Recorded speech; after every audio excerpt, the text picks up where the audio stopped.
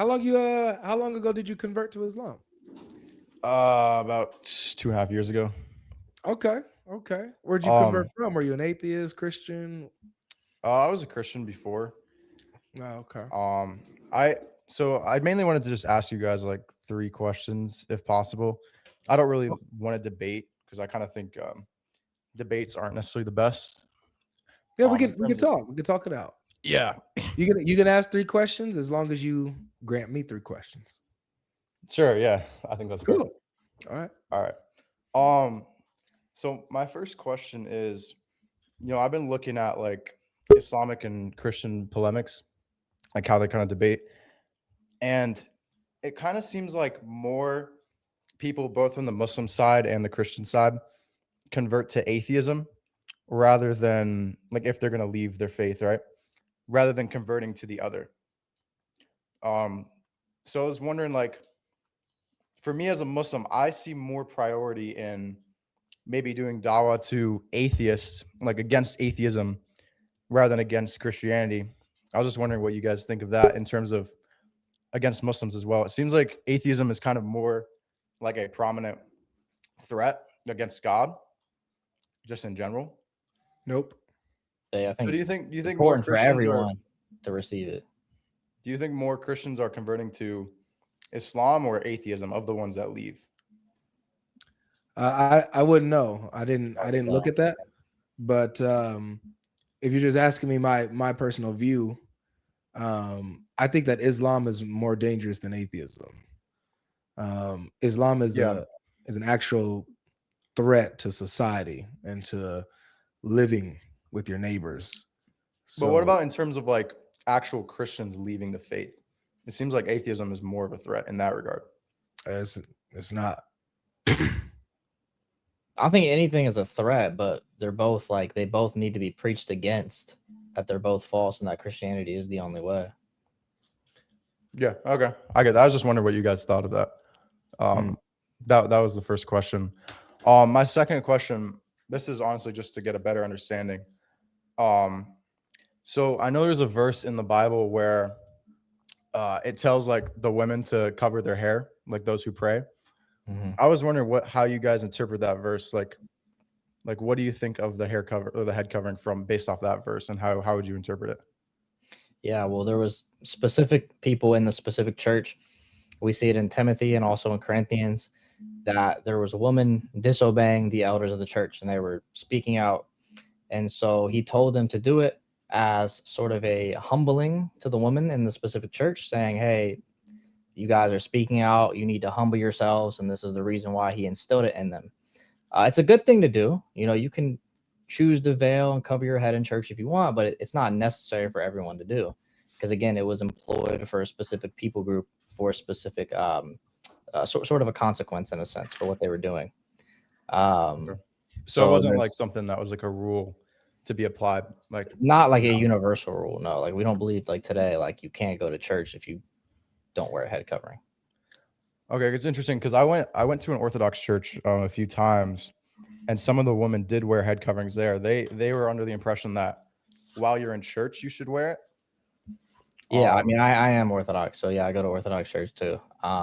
Yeah, some women do in church, some don't. You'll never find a priest not allowing communion though to anyone not wearing a head covering or not allowing any woman to enter or pray, etc. That's but not you wearing. also wouldn't consider it sinful if they didn't, right? Correct. I don't think it's a sin if they don't wear a head covering in church. No. Okay. Um, all right, thank you. I guess the last question I had was, I was wondering if you guys saw Sonny Faz's documentary. No. Oh, you No. didn't see it? Okay. Well, that's my three questions. I know Okay. they might not be the ones you were expecting, but that's kind of what I wanted to ask you guys. Oh, you just sounded curious, so that's Yeah, I was cool. honestly curious, bro. Yeah. All right. So my first question. Ready? Yeah, I'm ready. Okay. What convinced you that Islam was true? Well, I would say as a foundation, um, the theology of Islam, so mainly the oneness of God, uh, I believe it's the only rational conclusion based off of what we observe in the world. So I think that coming to the conclusion that there is a God who is immaterial and that he's all powerful and he's all knowing and that he's not part of creation, that he's one, makes the most sense. And then from there, I think that when we look around the world, everything has a purpose. The chair you sit on has a purpose. The animals have a purpose. The trees have a purpose. And I think it would be peculiar if God left us on this world without any guidance or any purpose. So then from that point, I basically looked at the Prophet Muhammad sallallahu alaihi wasallam and the things that he did, like the way that the Quran came from an illiterate man, and then the prophecies that he had, some of the miracles surrounding the Quran, those types of things, and then in that, and then in combination with the theology. Okay. Those are kind of the main reasons, and obviously we can go deeper in there. Yeah, I want to go a little deeper because you said you converted from Christianity. So Yeah. You said what was important to you is that there was the teaching of one God, immaterial, right, beyond his creation.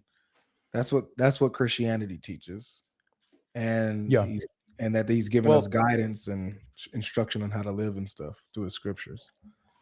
So Christians do believe, though, that God partook in creation in some sense, though.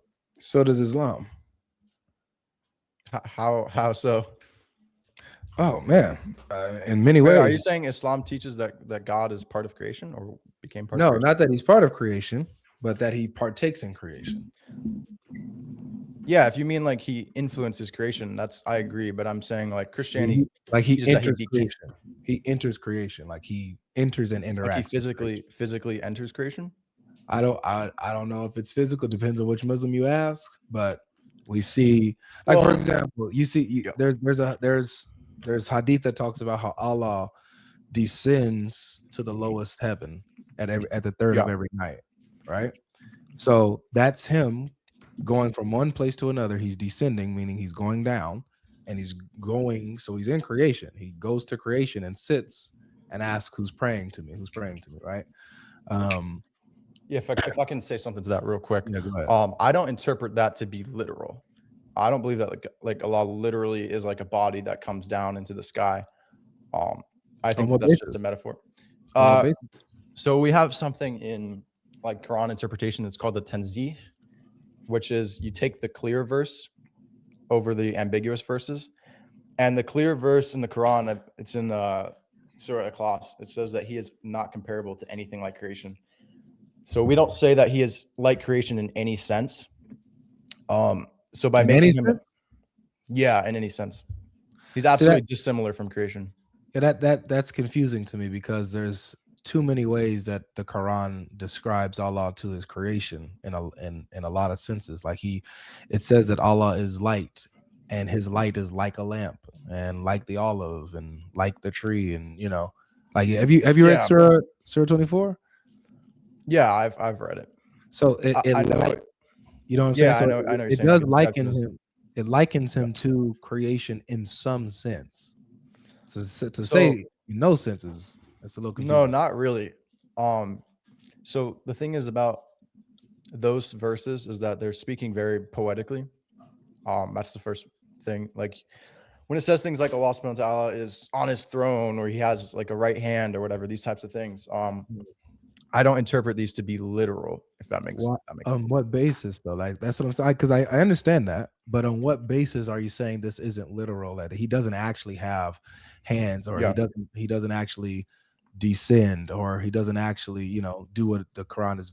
So remember, you said clear verses, where these verses are clear and explicit in what he's doing. No, they're not clear, because would you agree that if a verse said that Allah subhanahu wa ta'ala has a hand, that you could possibly interpret it literally, and you could also possibly interpret it metaphorically?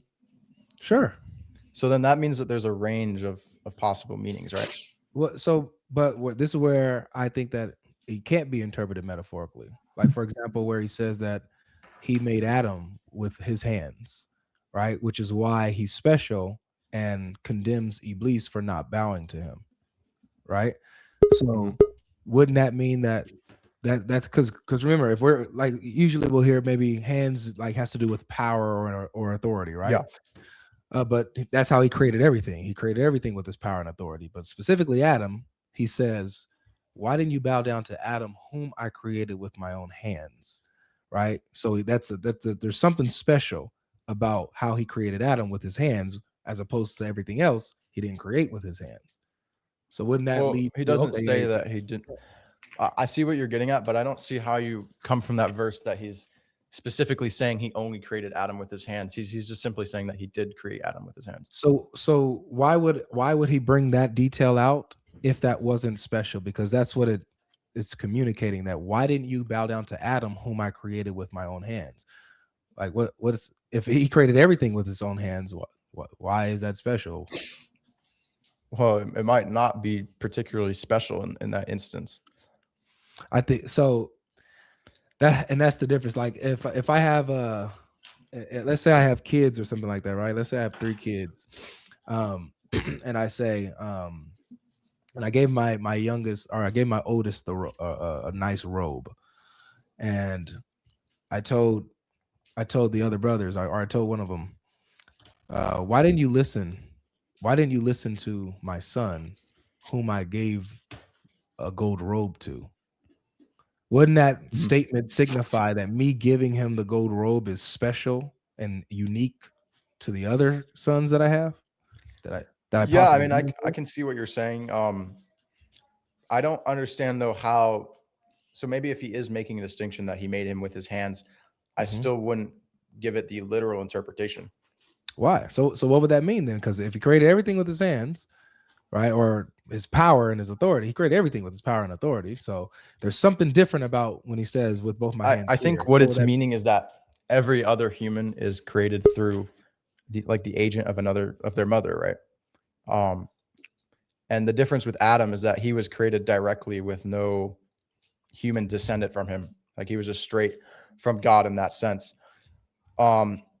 That's the distinction that I see between Adam and other people. So yeah, but there were no other people there. He's talking about his creation. He says, why didn't you bow down to Adam, whom I created with my own hands? Yeah, so what's distinct between Adam and all the other humans is that he was created without a father and a mother, right? We're talking about in the moment when Iblis didn't bow down to him. There were no other humans to compare him to. I understand. He's being compared. But you do realize that the Quran was revealed after all these humans existed, and like that's he's mentioning, fine, but it's talking about a moment where the other humans didn't exist. That's the time frame it's recounting. Yes, but the time frame in which he said that he mentions that he created Adam with his hand is in the time of Prophet Muhammad, correct? Right? I don't understand how that's relevant. Well, it's relevant because you're saying that there wasn't other humans at that time. So let me get this straight. Do you believe that there were other humans when Allah created Adam and told Iblis to bow down to him? No, I don't. Okay, so like you see how irrelevant that is. So bringing up other humans. Was there other humans? Was there other humans when he revealed that verse? Sure, that doesn't matter. He's talking about that's when he's making the comment. Okay, so did Allah say to Iblis? Did he say this when other humans were around, or did he say this way before he created other humans? Can you maybe pull up? Can you tell me the reference of the verse so I can see it? Chapter 7, verses 11 and 12. Let's see.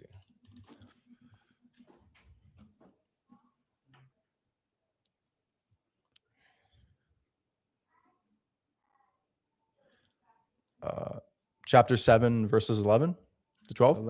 11 and 12, I believe, yeah. And we said just prostrate, except Iblis, he was not prostrate. Let's see, 12. What prevented you from prostrating when I commanded you? I am better than you. Okay, that's not the one. There's a few of them. I forget the other references. Where's the other reference at? I don't feel like using Google, but I'll use it. Why didn't you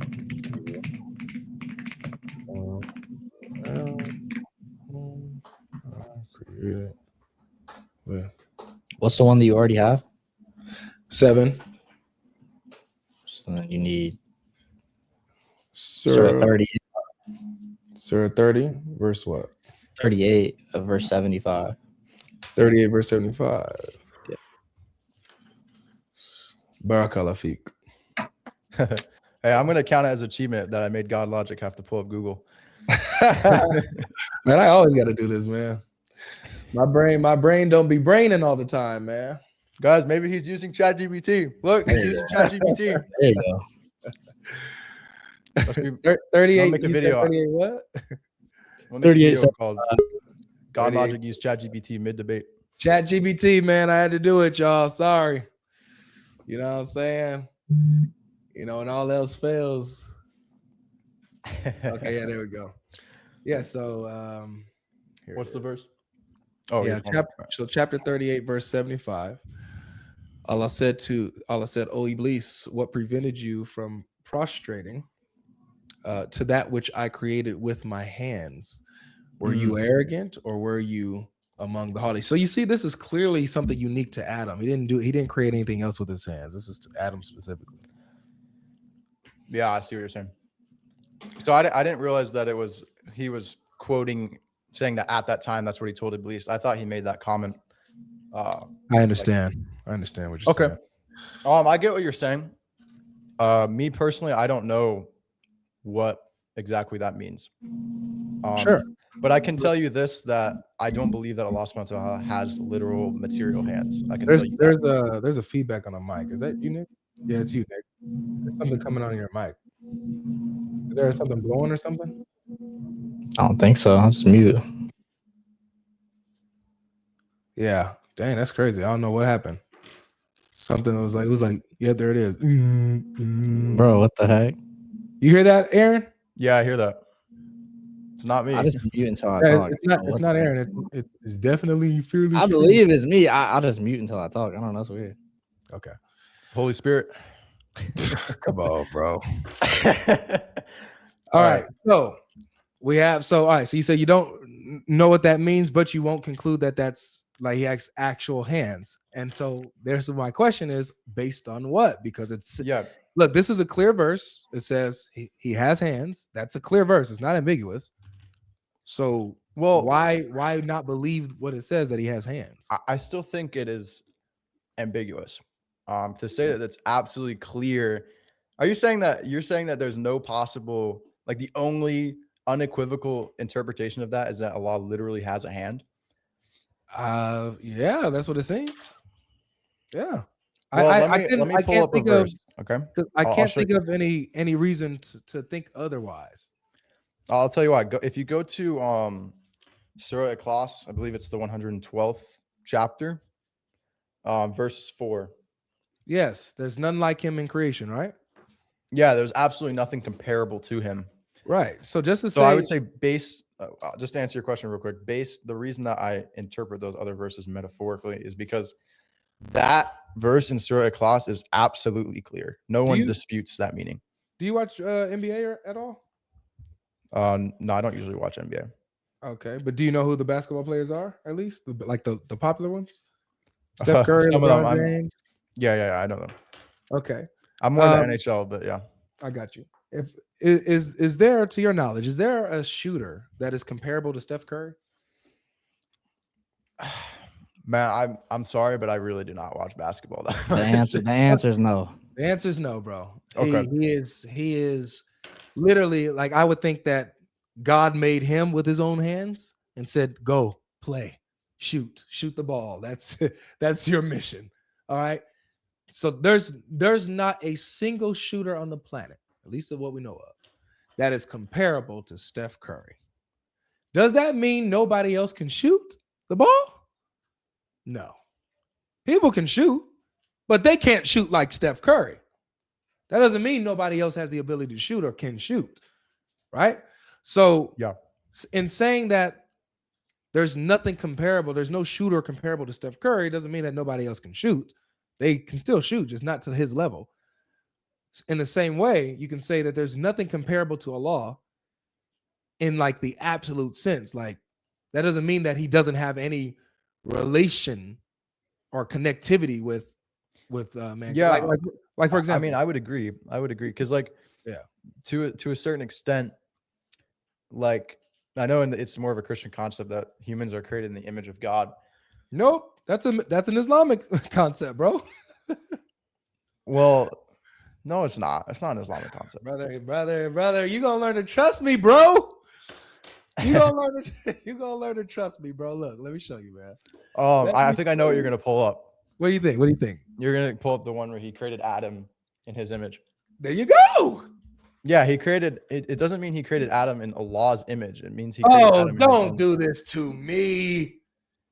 Don't do this to me, man. Then they got you, huh? That's Listen, that is the like that's the consensus. no, of it is God. not. No, it is not. Yes, it is, bro. No, the consensus understanding is that Allah is Adam is made in Allah's image. No, it's However, that doesn't mean that he is like Allah in every way, but that he has similar attributes in that he's a thinking being. He has a will and that's not the qualities. consensus. I don't know. You might be talking to some Salafi people. I don't know. Who are your scholars? Who, like by name? Yeah, like who are some who's scholars that you appeal to? You mean like online ones? Maybe or No, brother, like you said, the consensus of scholars. Like who are the scholars that you talk to or listen to? Because what I read is like I could send you one. Like do you know Dr. Shadi al-Masri? No. Are you a Sunni? Yeah, I'm a Sunni. What are you if you're not Salafi? Like Maturidi or what? I hate to put labels on it, but I would say I align more with Ashari. So, dude, look, guys, let me show everybody what we're talking about, because this is there's no way you can think of it in any other way, man. So, Sahih Muslim 2612e is one of them, one of many. This hadith has been translated on the authority of Abu Huraira, yada yada yada yada. Right? Allah's apostle is reported to have said, when any of you fights with his brother, he should avoid his face, for Allah created Adam in his own image. Yeah, Adam has his own unique image. No, Allah created Adam in Allah's image. That's why you shouldn't hit your brother in the face. That's not what it says. It says so then why in the world should you not hit your brother in the face? Why would you not hit anyone in the face? Yeah, why is he permitting you? Why is he prohibiting you from hitting your brother in the face? Why is he I mean, because you're not supposed to destroy someone's face. Nope, that's not the reason he gives. He says, meaning because Allah created Adam in his own image. Why is this important? Yeah, I'm just gonna disagree with your interpretation. I'm not interpreting it. I'm reading it, bro. What? Yeah, and the way I read it, I come to a different conclusion.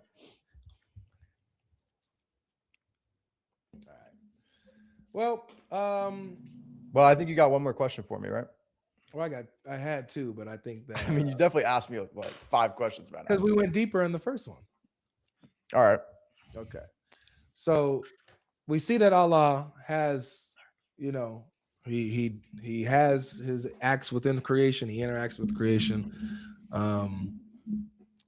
He can even take shapes of creation, according to Muhammad. Are you familiar with that? I'm just going to appeal to the clear verse, which says that he's not comparable and he's not like anything in creation. Okay, so let's deal with this then. Which is the other verses in, I believe I forgot what verse it is. I can pull it up though.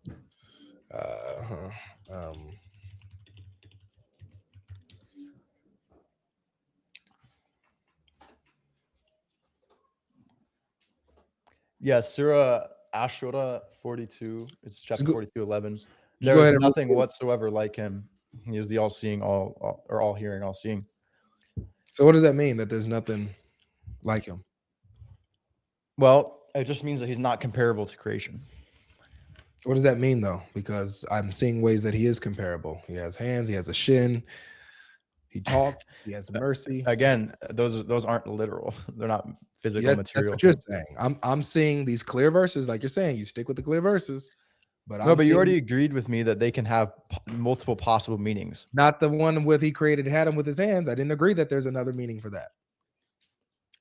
But I'm talking about the other ones you told me they have possible meanings. No. As for that one, for example, his that shin. one still has possible meanings. Just because he makes. What's the other possible meaning for his shin? Which verse are you specifically referring to? Chapter 60. Chapter 68. 68 verse 42. 68 verse 42.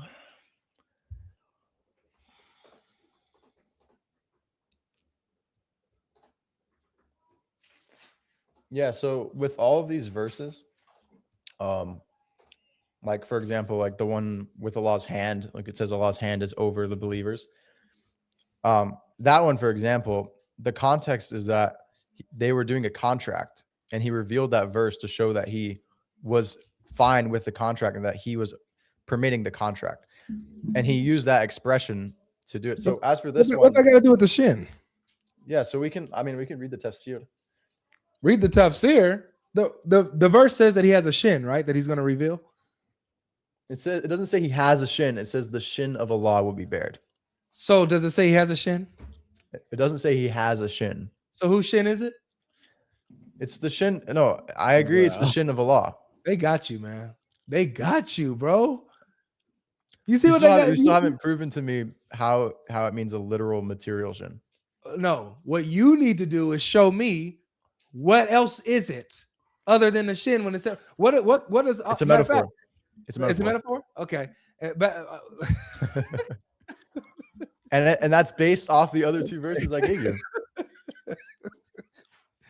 All right, let me show you something. This is Sahih Bukhari on the day of resurrection, how you're going to see Allah, right? And watch what this says. So I skipped a little bit to get to the relevant part, but if you want context, it's talking about how people will see Allah and how he's going to get rid of the Jews, the Christians, and the polytheists for what they worship. They're going to follow what they worship and go with them, all right? And then we get down to here where the Muslims are left, okay? Sahih Bukhari 4581 says, then the Lord of the worlds will come to them, to the Muslims, will come to them in a shape nearest to the picture they had in their minds about him. Yeah. How is it that Allah is going to appear in a shape that matches what they pictured about Allah in their brains, in their minds? So if he's I'll tell completely you. uncomparable to creation. So there's another hadith, I believe it's hadith, where Allah subhanahu wa ta'ala says, I am to my it's similar. I am to my creation as he imagined me. So what that means is that if you were a believer and you imagine Allah subhanahu wa ta'ala as being a merciful God, then he will have mercy on you. But if you're someone who didn't believe in the mercy of Allah, you despaired in the mercy of Allah subhanahu wa ta'ala, you believe that he was a cruel God, then he's going to be cruel. So what it's saying is don't ever spare in the mercy of Allah subhanahu wa ta'ala. That's what it means when the nearest to the picture they had. No Muslim has a picture of Allah in their head. I don't think that you understand this. Look. I don't think you understand it. I know. You want to force a literal interpretation on it. That's the problem. Well, let's see which one of us has a literal understanding. Is it me or is it Muhammad? Look, during the lifetime of the Prophet, some people said, "Oh, Allah's messenger, shall we see our Lord on the day of resurrection?" What are they asking? Are they asking if they're going to experience Allah's mercy or his forgiveness, or are they asking, "Hey, man, are we going to see him?" Yep, are we going to see him? That literal or is that figurative? No, that's literal. Okay, so Muhammad responds, says, "Yes." So you literally will see Allah, correct? Yeah. All right, and so then you'll see him in a way that does not limit him. Oh, nice, awesome. We will see him in a way that does not limit him, so he can appear to us in images or shapes that coincide with our imagination, with our minds that we pictured him to be. This is literal, right? We'll literally see him, yes. Yes, and when we see him, how does he say that you'll see him? You'll see him as clear as the moon. Yep, as clear as the moon, the sun. You'll see him very clearly. Bro. All right, good. And then he tells you exactly how you're going to see him. Yep. He says, then the Lord of the worlds will come to them in a shape nearest to the picture they had in their minds about him. So you're going to literally see Allah how you imagined him to be. If you imagine him to be man-like, beast-like, beautiful, dark, maybe some star shining light, These are the different shapes he's going to appear to the different believers that match their imagination. Okay. Okay. So since we agree with this, it doesn't say that. Well, first of all, it doesn't say that it will appear exactly how they imagine. It says nearest to the picture. Sure. I just want to. You're right. If they pictured him with 2 arms, he might come with 1. That's close enough, right? That's nearest enough to the picture. Right. Okay. So, but at least we can agree that they're actually going to literally see him, and he's actually taking on shapes of creation, correct? Well, I don't know if this verse, like this line here about him taking on a near shape, is in reference to when we'll see him, because you did skip over a lot of stuff. But all I know is that we will see him, but it will be in a way. We will see him, but it will be in a way that does not limit his majesty. Are you playing with me, bro? No, man, I'm not playing with you. You sure? I'm pretty sure. Why? It said after they asked about seeing their Lord, and then Muhammad starts breaking it down, how they're going to see their Lord and how he's going to come to them. Are we? They really got you, bro. You can think that. You can think that. All right. How'd they get me? They got you with that shahada. Once that shahada happens, we call it an alabotomy. An alabotomy. What does that mean? It means exactly what it sounds like. You know, when you perform a lobotomy, right? When you do the procedure on the brain and you kind of take the brain out and stuff like that's what an Bro, I think they got you. If you know, what would you call it? I don't know. It's just funny how both sides think the other side's brainwashed. It's just so funny. Well, you can definitely come back, Aaron. I like your demeanor, man. You gotta be. Well, you have your interpretation, so you was honest to your convictions. But yeah, we got to be honest with the text. Got to be honest with the text. But I think I am being honest though, because of those clear verses. Like the Quran, you agree the Quran says to take the clear ones over the ambiguous ones, right? The Quran says that it's a detailed explanation of everything, that everything's clear in it. So I'm confused. No, it says in the Quran are some verses that are clear and some that are ambiguous. And then it says that there are verses that the Quran itself is a detailed explanation of everything, that everything's clear. So yeah, it can be a detailed explanation, but some verses are clear and some are ambiguous. Wait, can it be a detailed explanation of everything while having ambiguous verses? Yeah, why can't it be? Why can't that be, Nick? I don't see the justification for it. That's my issue. The justification for what? For what you just said. How exactly? So when we're the Quran says that in there are ambiguous verses and some are clear. There's clear verses and ambiguous. Okay, how do we know which is which? Well, verses, because in Arab, in any language, there are some words that only have one meaning. No way there's not any other. So, well, no, I'll grant even in English there are some sentences that only have one possible meaning. Okay, so are you saying that if a word has more than one meaning, that cannot constitute one of the clear verses? So, I mean, not necessarily, but okay. So then that's not a justification for it. Then how? I don't understand, bro. Because you're saying, I asked you, what is justification of how we know something is clear versus something's ambiguous? Well, there's obviously levels to it. Okay, and you said your answer was because some words just have one meaning, but you just said even the words that have multiple meaning can still be a part of the clear verses. Some words and also some sentences only have one meaning. A sentence, like if there's a sentence, like for example, it says "Kul hu Allahu ahad," like Allah is one. There's no other interpretation. True, because you can say we don't know what he's one of. We don't know if he's saying one person, one essence, etc. It can mean multiple things. But we know that he's one. One what? It doesn't have to say what. We just know. So we don't know exactly. See? Okay, you guys are just being ridiculous. Bro, come on, Aaron. Dude, you guys are actually ridiculous. This is serious. If you say you're one, we don't know what you're one of. The verse says that he is one. There's no way you can interpret that as not one. That's fine. We can interpret as one, but what is he one of? You know what? I'll interpret that, Aaron. I'll interpret that verse to say he's one God, 3 persons. Amen. Is that fair? No. It can mean different things, right? Open to interpretation. I mean, we could get in the whole argument, but I think that saying 3 persons means 3 gods. All right. Well, thank you, Aaron, for coming through, man. Yeah. You could definitely come back again. Enjoyed your demeanor, man. You were respectful. You're lighthearted. I like that. So come back again, man. Okay. All right. All right. Take All care. right. Have man. a nice day.